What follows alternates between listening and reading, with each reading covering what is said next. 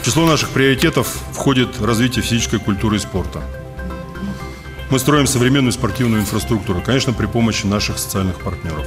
При поддержке нашего партнера ПАО «Газпром» открыт действительно уникальный комплекс плавательный бассейн в городе Микум.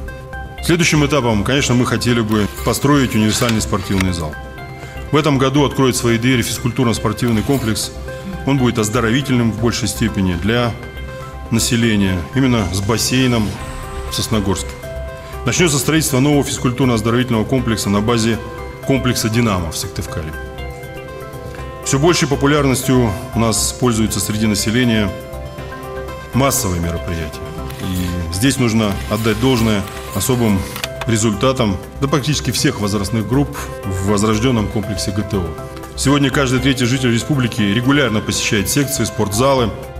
Успешно проведенный в прошлом году чемпионат мира средневековья по русскому хоккею дал нам высочайшее право проведения в 2021 году, в год юбилейных торжеств, чемпионата мира по хоккею с мячом среди взрослых команд. Это действительно будет феерическое событие. Для нас это большая честь и ответственность. Готовясь к этому масштабному событию, республика обязана построить современный крытый ледовый дворец на 5000 зрителей. Этот дворец в последующем будет использоваться в качестве многофункционального спортивно-досугового центра.